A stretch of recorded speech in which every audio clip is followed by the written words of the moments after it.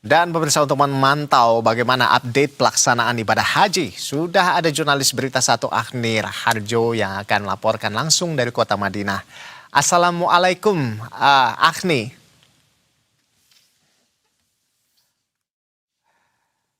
Iya, Agni, ini ya bagaimana dari pantauan Anda ini update terkait dengan kegiatan jemaah haji dari kota Madinah saat ini, silakan. Waalaikumsalam warahmatullahi wabarakatuh. Selamat pagi waktu Madinah, Rolando dan pemirsa Berita Satu.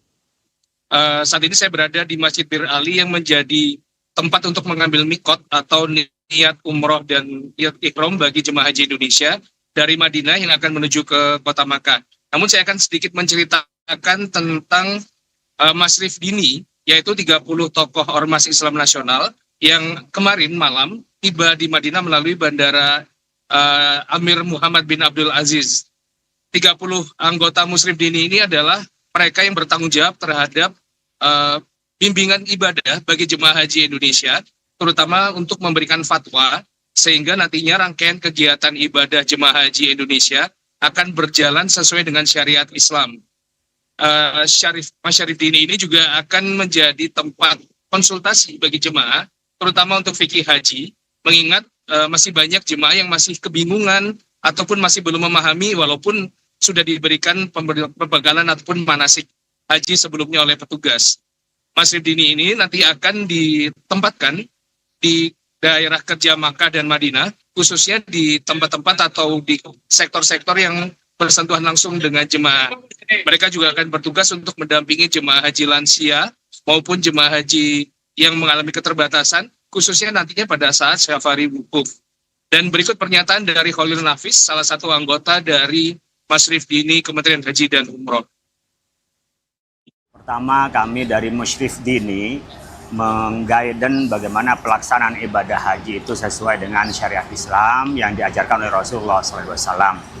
Mulai dari proses yang biasanya lebih banyak Indonesia melakukan haji tamattu, kita juga disesuaikan dengan yang diajarkan oleh Rasulullah. Kemudian ketika ada dari jamaah haji yang sakit, barangkali perlu bantuan seperti safari wukuf, bahkan nanti ketika murur di Muzdalifah, mabit di Mina, itu semuanya kita guidance bagaimana mereka bisa sesuai dengan tuntunan Islam.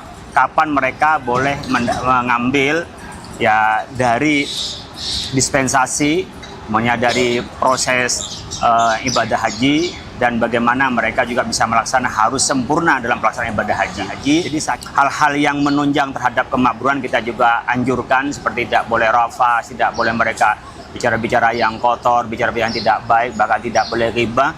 Dan tentu yang banyak terjadi di antara jemaah haji adalah banyak terjadi perdebatan. Sementara untuk hari ini dijadwalkan 9.000 lebih jemaah dari 23 kloter akan diberangkatkan dari Madinah menuju ke Makkah. Nantinya mereka akan mengambil mikot di Masjid Bir Ali yang ada di belakang saya ini. Mikot itu adalah mengambil niat ihram dan juga berniat umroh.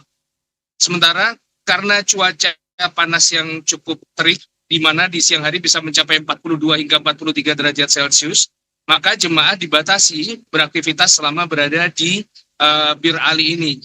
Khususnya bagi jemaah haji lansia maupun disabilitas, mereka tidak diizinkan turun dari bis, sementara jemaah yang lain diizinkan untuk mengambil wudhu, kemudian sholat sunnah 2 rakaat di Masjid Bir Ali, dan kemudian kembali ke bis untuk sama-sama melafalkan niat ihram dan niat umroh. Selanjutnya mereka akan berangkat ke Mekah untuk mengikuti rangkaian umroh wajib dan menanti puncak rangkaian ibadah haji di Mekah. Baik. Rolando.